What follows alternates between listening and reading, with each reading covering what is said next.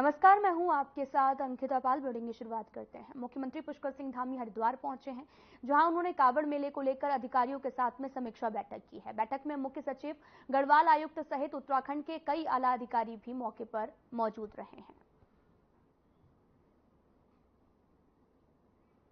आपको बताते चलें कि अधिकारियों के साथ में समीक्षा बैठक का भी आयोजन किया गया। कांवड़ मेले को लेकर एक बैठक का आयोजन किया गया। दरअसल हर साल कांवड़ यात्रा निकाली जाती है, जिसको लेकर सुरक्षा व्यवस्था की पुख्ता इंतजाम करने को लेकर ये बैठक भी आयोजित की गई और साथ ही सीएम धामी का हरिद्वार दौरा भी है। आप तस्वीरें देख सकते हैं, जहां पर हरिद्वार पर सीएम धामी पहुंचे हैं। कांवड़ मेले को लेकर एक बैठक का भी आयोजन किया गया है।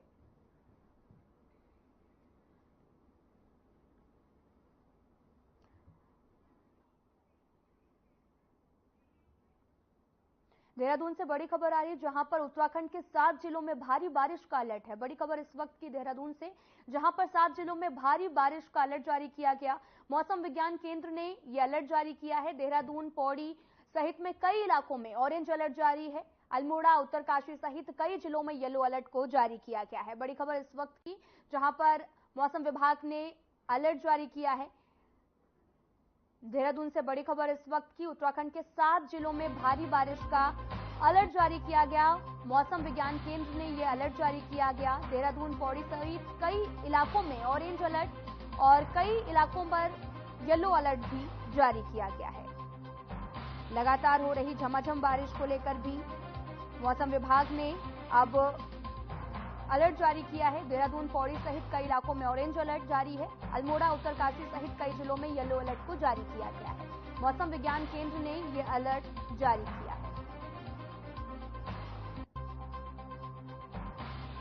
आपको बताते चलें कि लगातार हो रही बारिश को लेकर मौसम विभाग ने अब ऑरेंज और येलो अलर्ट जारी कर दिया है। अल्मोड़ा, उत्तरकाशी सहित तमाम इलाकों में अलर्ट को जारी किया गया है।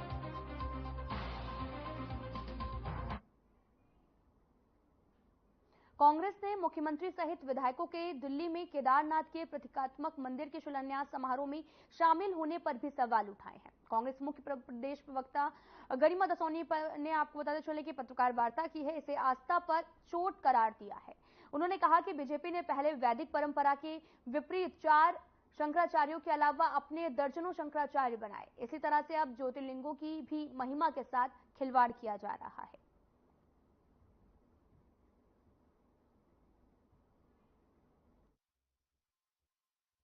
हमें तो अपनों ने लूटा, गैरों में कहां दम था। हमारी तो किश्ती वहां डूबी जहां पानी कम था। ईश्वर मुख्यमंत्री और उनके तमाम विधायकों को सद्बुद्धि दे, जो इस तरह का कृत्य दिल्ली में करके आए हैं।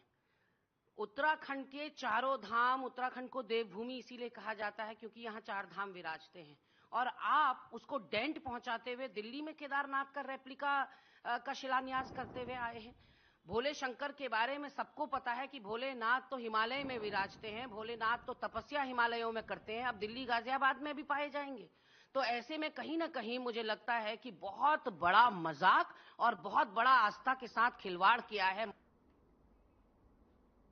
बीजेपी कार्यकर्ताओं के साथ में पुलिसकर्मियों की हो रही वायरल वीडियो को लेकर कांग्रेस प्रत्याशी काजी निजामुद्दीन ने निंदा करते हुए कहा कि प्रशासन और सरकार करतार सिंह बढ़ाना के सामने पूरी तरह से नतमस्तक हो चुकी है। जिस तरह से महिलाओं को धक्का देकर पोलिंग बूथों से भगाया गया है, ये काफी निंदनीय है। इसके साथ ही उन्होंने 13 जुलाई को होने वाली मतगणना को लेकर भी आशंका जताई है। मतगणना के समय भी प्रशासन की तरफ से बड़ी बेईमानी हो सकती है। वहीं उनकी इस बात को लेकर झबरेड़ा विधायक वीरेंद्र जाति ने भी समर्थन करते हुए कहा कि इस वक्त सब कुछ सरकार की शह पर किया जा रहा है।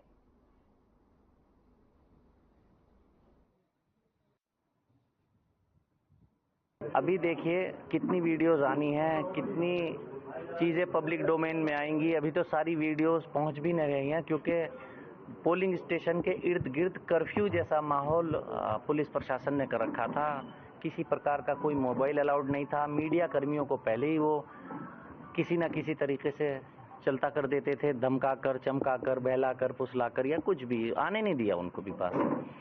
फिर प्राइवेट आदमी के पास मोबाइल नहीं था, तो लेकिन जैसे तैसे किसी न किसी जगह किसी न किसी ने वीडियो बनाई है। तो जो जुल्म, जो ज्यादती उन्होंने की है, उसको हम देख रहे हैं, पार्टी देख रही है, हमारे साथी समर्थक सभी देख रहे हैं और हम लोग देखिए, इस पर मैं कोई भी टिप्पणी नहीं करना चाहूँगा, लेकिन जैसे उत्तराखंड प्रदेश के लिए, उत्तराखंड के शहीदों के प्रदेश के लिए, जैसे कल काला दिन था हमारे प्रदेश के लिए, वैसा मैं मानता हूँ लोकतंत्र की हत्या सरेआम शासन प्रशासन ने की, सरकार ने की।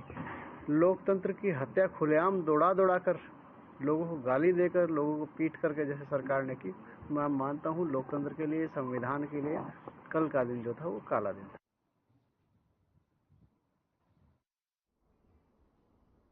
काशीपुर में एनडी तिवारी, एससी गुड़िया और साथ ही कांग्रेस के प्रत्याशी प्रकाश जोशी ने कार्यकर्ताओं के साथ बैठक की है। इस बैठक के दौरान उन्होंने आगामी निकाय चुनावों के लिए कार्यकर्ताओं से संगठन को मजबूत करने की बात कही है।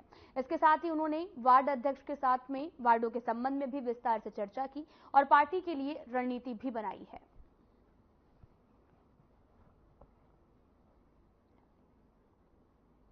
आपको बता दें कि कांग्रेस की अहम बैठक रखी गई, जहां पर कांग्रेस का बीजेपी पर कई तरह के आरोप भी लगाए हैं। प्रकाश जोशी भी बैठक में मौजूद रहे हैं। ये मीटिंग काशीपुर में रखी गई, जहां पर संगठन को मजबूत करने को लेकर कार्यकर्ताओं के साथ में बैठक का आयोजन किया गया, जहां पर संगठन को लगातार मजबूत करने को लेकर यहां पर चर्चा की गई है। महानगर कमेटी ने भी यहां पर मौके पर पहुंच के बैठकों का आयोजन किया और तमाम कार्यकर्ता भी मौके पर मौजूद रहे हैं।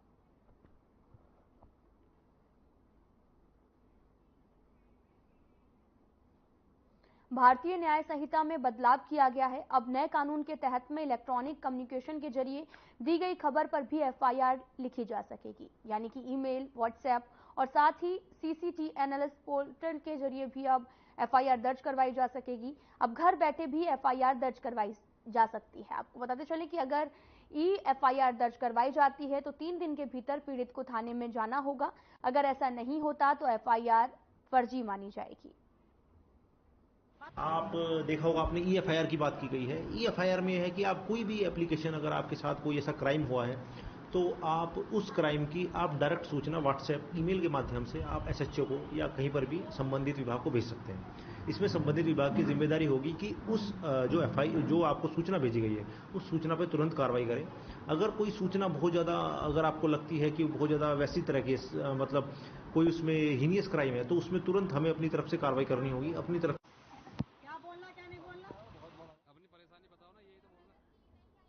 उत्तराखंड की धामी सरकार प्रदेश के विकास के लिए लगातार काम कर रही है। मुख्यमंत्री पुष्कर सिंह धामी ने पिछले दिनों कई उद्यमियों के साथ में मुलाकात भी की थी, जिसमें कई उद्यमियों ने उत्तराखंड के उद्योग लगाने के साथ ही कई सेक्टर में निवेश पर MOU साइन किया था। इसके साथ ही अब जल्द ही उत्तराखंड में एजुकेशन सिटी बनने का रास्ता भी साफ होता नजर आएगा। बीजेपी के से धर्मपुर विधायक विनोद चमोली ने भी कहा कि प्रदेश सरकार उत्तराखंड के विकास में लगातार काम कर रही है। उन्होंने ये भी कहा कि उत्तराखंड को एजुकेशन के हब के नाम से भी जाना जाता है। इन्वेस्टर्स द्वारा भी उत्तराखंड में निवेश के लिए रुचि दिखाई गई, जिससे आने वाले समय में उत्तराखंड में एजुकेशन के साथ साथ स्वास्थ्य के क्षेत्र में एक नया आयाम भी हासिल होगा।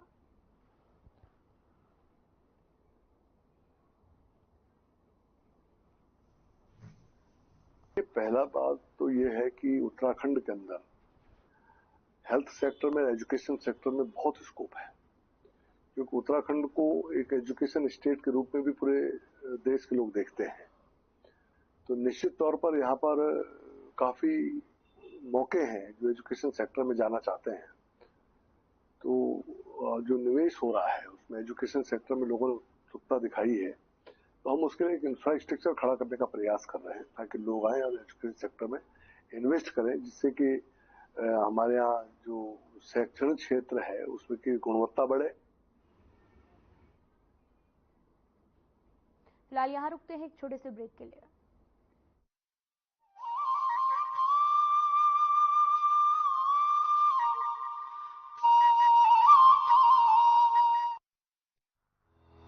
जल संरक्षण के लिए उत्तराखंड सरकार आज हर संभव प्रयास कर रही है ताकि पहाड़ों पर जल का संचय, संरक्षण और संवर्धन हमेशा के लिए हो सके।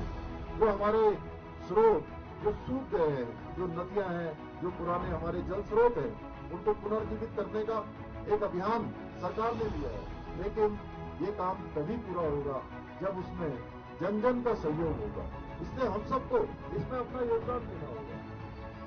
देवभूमि उत्तराखंड, जिसकी नदियां और जल स्रोत हमेशा से ही देश की प्यास बुझा रहे हैं, इन जल स्रोतों को बचाना हम सबकी जिम्मेदारी है। आइए अपनी नदियों और तालाबों को प्रदूषित होने से बचाने और पानी को संरक्षित करने का संकल्प लें। प्लास्टिक कचरा न फेंकें, न ही किसी को फेंकने दें। पुराने तालाबों को बचाएं। इसके साथ साथ रोजमर्रा के जीवन में पानी की हर बूंद को बचाएं, क्योंकि यही है जल संरक्षण का आधार। हमारी छोटी कोशिशें लाएंगी बड़े बदलाव। जैसे कि नल खुला न छोड़ें। अगर कोई नल टपक रहा है तो उसे तुरंत ठीक कराएं, चाहे किचन हो या बाथरूम। बेवजह पानी न बहाएं। जब जरूरत ना हो तो नल बंद कर दें। नहाते समय शावर की जगह बाल्टी का प्रयोग करें। साफ सफाई में पानी को व्यर्थ न बहाएं। बाल्टी और कपड़े से सफाई भी अच्छी होगी और पानी भी बचेगा। सिंचाई के दौरान पानी का प्रयोग समझदारी से करें। पौधों को जरूरत से अधिक पानी न दें, इससे खेती भी बेहतर होगी। रेन वाटर हार्वेस्टिंग को अपनाएं, पेड़ पौधे लगाएं। अपनी ये जिम्मेदारी निभाएंगे ना आप? मैं देश के हर उस नागरिक से कहूंगा जो पानी की प्रचुरता में रहते हैं, मेरा उनसे आग्रह है कि आपको पानी बचाने के ज्यादा प्रयास करने चाहिए और निश्चित तौर पर इसके लिए लोगों को अपनी आदतें भी बदलनी होगी। पानी का उपयोग हमें प्रसाद की तरह करना चाहिए। पानी को बचाएं, भविष्य को सजाएं।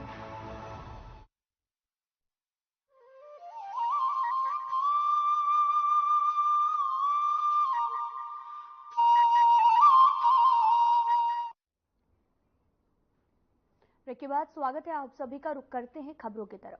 लंबे समय से लटकते आ रहे नगर निकायों के चुनाव अब सितंबर अक्टूबर में हो सकते हैं। इस अवधि को प्रस्तावित कार्यक्रम हाईकोर्ट को भेजा गया है। सभी को कोर्ट के आदेश पर भी नजर जो है वो टिकी हुई है। इस पर भी कांग्रेस का कहना है कि नगर निकाय चुनाव काफी समय पहले हो जाने चाहिए थे, जबकि प्रशासकों का कार्यकाल जो है वो भी पूरा हो गया था, लेकिन उसके बावजूद भी प्रशासकों का कार्यकाल बढ़ाया गया है। ऐसे में सरकार की नीयत से साफ लगता है कि वो नगर निकाय के चुनाव तय समय पर कराने के लिए प्रतिबद्ध नहीं है।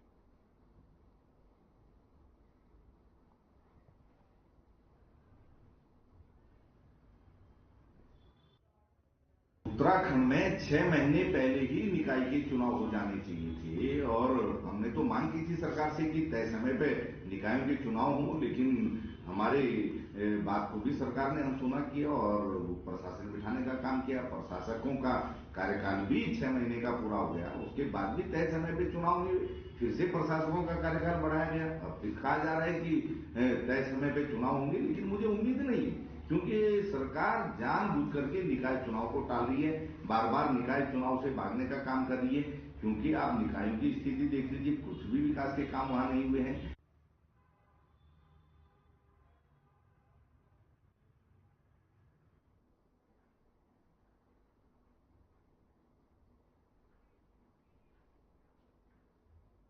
टनकपुर में आपको बताते चले कि बीते दिनों खनन कारोबारी दीपक सिंह उर्फ बिट्टल, उसी के रिश्तेदार की गोली मारने के मामले को लेकर वहीं पीड़ित खनन व्यापारी की पत्नी की तहरीर के आधार पर थाना टनकपुर में मुकदमा दर्ज हुआ है। टनकपुर पुलिस क्षेत्राधिकारी शिवराज सिंह राणा ने बताया कि खनन व्यापारी को उसके भतीजे ने तमंचे से गोली मारी थी।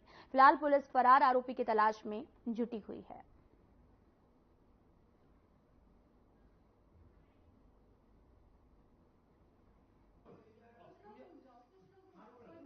दिनांक 8/7/24 को रात्रि में दीपक नामक खनन व्यापारी को उसी के भतीजे द्वारा तमंचे से गोली मार दी गई और जिसमें उनकी पत्नी द्वारा जो है FIR दर्ज की गई है। इसमें धारा 109, 351, का 449 BNS की धारा लगी हुई है और जिसमें इस समय जो दीपक है उसका इलाज चल रहा है हायर सेंटर में बरेली में तथा वो उसका भतीजा फरार है, उसको पकड़ने के लिए धरपकड़।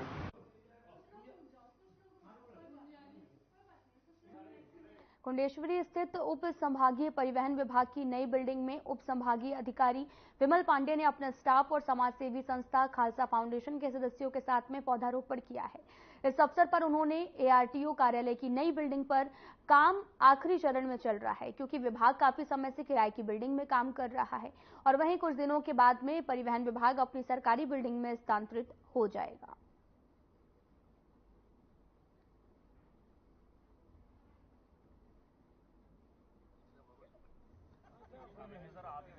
देखिए, एक तो हमारे को पर्यावरण संरक्षण को लेकर के वृक्षारोपण सभी को करना चाहिए, जहां मौका मिले, जहां अवसर मिले, जिसे सोशल फॉरेस्ट्री कहते हैं, अर्बन फॉरेस्ट्री कहते हैं। इसको बढ़ावा देने के उद्देश्य से भी हमने ये प्लान किया कि इस बरसात में हम अधिकाधिक वृक्षारोपण करें। और फिर हमारा चूंकि नया ऑफिस बन रहा है और कुछ ही समय में हम लोग यहाँ पर शिफ्ट होने जाएंगे, लोग भी आएंगे, तो लोगों को छाया भी मिले, फल भी मिले और एक हरियाली भी मिले, उनको अच्छा माहौल मिले, सुंदरता मिले। हल्द्वानी में भारी बारिश के बाद में एक बार फिर से कलसिया नाले में पानी बढ़ गया है, जिसके चलते कलसिया में नाले के आसपास रहने वाले लोगों के घरों में पानी घुस गया है।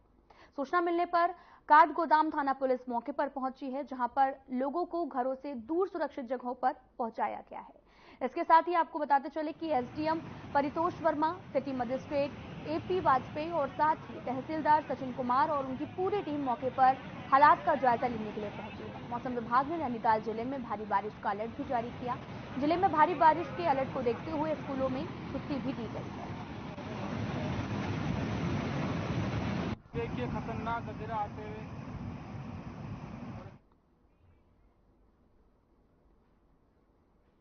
खबर उधम सिंह नगर से है, जहां पर इस्पात फैक्ट्री में भट्टी के पास में काम कर रहे 5 मजदूर झुलस गए हैं, जिसमें फैक्ट्री में हड़कंप मच गया है। वहीं आनन फानन में फैक्ट्री प्रबंधन द्वारा घायलों को उपचार के लिए निजी अस्पताल ले जाया गया है, जहां पर घायलों का उपचार हुआ है। मामले को लेकर उत्तरांचल इस्पात फैक्ट्री के उप प्रबंधक विनय चौधरी ने बताया कि गर्म भट्टी में अचानक से गीली धातु गिरने से भट्टी से तरल पदार्थ कर्मचारियों पर गिरा है, जिससे 5 कर्मचारी झुलस गए हैं। उन्होंने यह भी बताया कि कोई बड़ी घटना नहीं है और फैक्ट्री प्रबंधन द्वारा तत्काल घायलों का उपचार भी कराया गया है।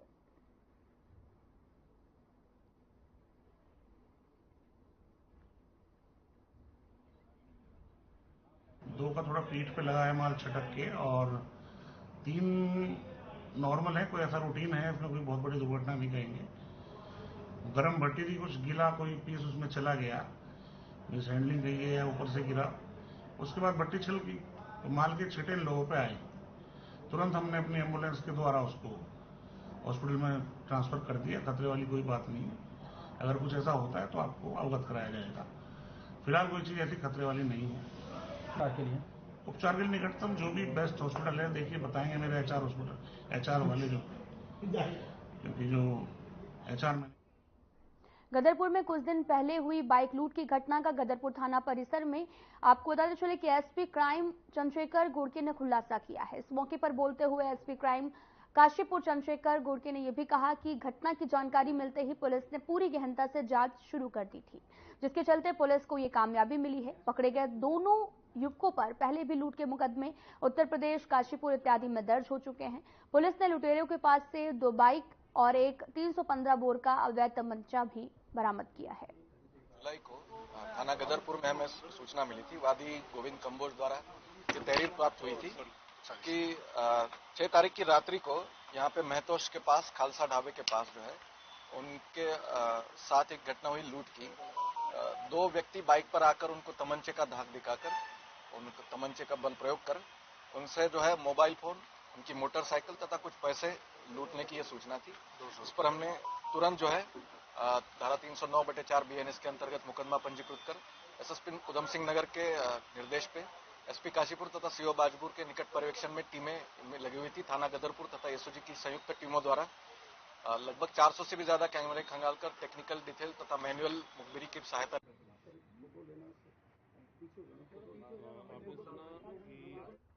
आवास विकास स्थित विद्या मंदिर इंटर कॉलेज में देश के चौथे स्तंभ कहे जाने वाले पत्रकारों के सम्मान में कार्यक्रम का आयोजन किया गया है, जिसका शुभारंभ स्कूल के प्रधानाचार्य उमाकांत पंत और पत्रकारों ने दीप प्रज्वलित करके किया है। कार्यक्रम में प्रधानाचार्य ने उपस्थित पत्रकारों को प्रतीक चिन्ह और सटका पहनाकर सम्मानित किया है। सम्मान पाकर पत्रकार काफी खुश और गदगद नजर आए हैं। इस खास मौके पर प्रधानाचार्य ने यह भी कहा कि वर्तमान समय में मीडिया देश के विकास में अपनी अहम भूमिका निभा रही है।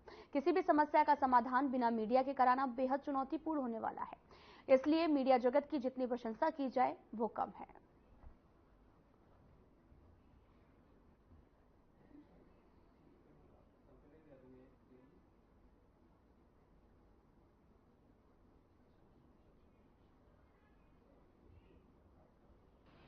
पानी को ही प्रेम कहें जग की ये रीत है, प्रेम का अर्थ समझाएंगी हर्षिका कहना की प्रीत। आपको बताते चले कि हल्द्वानी की हर्षिका की कहानी थोड़ी अलग है। यहाँ उसे प्यार भी हुआ तो सृष्टि के पालनहार कृष्ण भगवान से, और हाँ, उसकी शादी भी उसी पालनहार से हो गई है।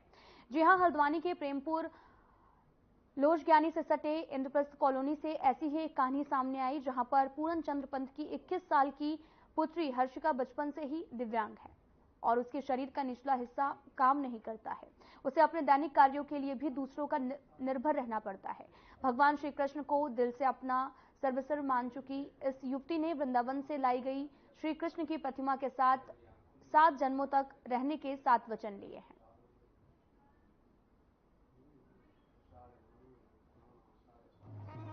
ऐसा विवाह करने जा रहे हैं कि किसी इंसान का भगवान से विवाह होने जा रहा है। बाकी इसको हम कलयुग की मीरा की संज्ञा दे सकते हैं। इस बालिका को बहुत ही भक्ति भाव से, और जो इसकी प्रक्रिया है, जो हमारे धर्म और शास्त्रों के अनुसार ही हम इस कार्य को कर रहे हैं।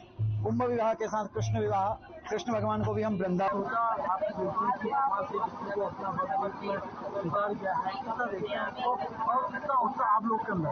ज्यादा कुछ नहीं कहूंगी, हम सब धन्य हो गए हैं। बस हो गया, उसको बचपन से शौक था, उसका शौक के चक्कर में पता नहीं क्या वही है करने वाला। हमने कुछ नहीं किया है, हमने सोचा नहीं था ऐसा करेंगे, और बस हो गया।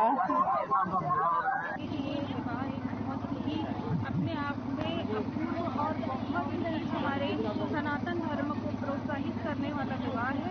इसमें हमको ये सीख मिलती है कि हमारी अपनी धर्म के प्रति कितनी आस्था है और हमें ईश्वर के प्रति कितना संबल मिलता है। और विवाह, इस तरीके के विवाह अपने आप में एक मोटिवेशन है हमारे समाज के लिए, उत्तराखंड के लिए। हमारे उत्तराखंड में ये पहला विवाह मेरे ख्याल से है जो इस तरीके का अपने आप में एक उदाहरण प्रस्तुत कर रहा है। हल्द्वानी में मतलब हम लोगों को बहुत उत्साह है। हमारी कॉलोनी में हम लोगों का सौभाग्य है ये कि हम लोगों को इतना बड़ा उत्सव समझिए आप, इसे हम विवाह के रूप में नहीं, एक उत्सव के रूप में देख रहे हैं कि हमारी कॉलोनी में एक कितना बड़ा उत्सव हो रहा है कि कृष्ण भगवान जी स्वयं वर बन के हमारी कॉलोनी में आए हैं। और हमारी कन्या है जो ये बहुत मतलब भक्तिभाव वाली है। जब ये 8 साल की थी उस समय से करवा चौथ का व्रत करती थी कृष्ण भगवान के नाम से, और तब से आज तक इसने कृष्ण के अलावा और कोई भगवान को वो किया नहीं। और सुबह शाम जब भी वह कृष्ण, बस कृष्ण ने कहा शादी करूंगी कृष्ण से ही करूंगी, मैं तो मैं शादी नहीं करूंगी, जन्म जन्म तक मैं कुंवारी रहूंगी, ये बोला इसने। तब से कृष्ण के भक्त 8 साल की उम्र में आज तो सपना साकार।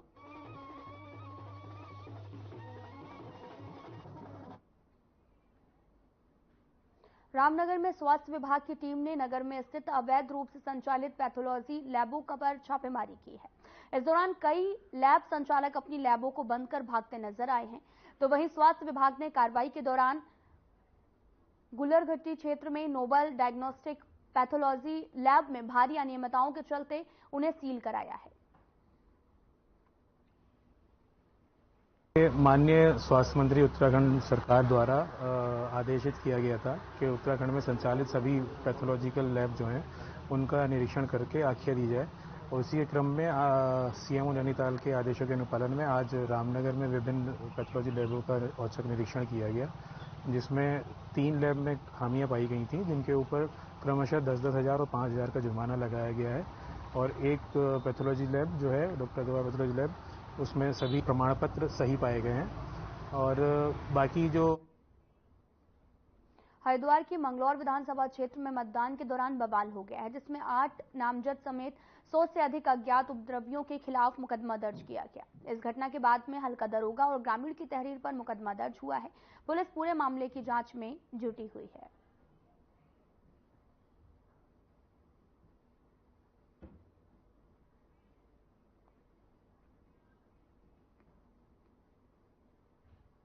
फिलहाल इस वीडियो में इतना ही। नमस्कार।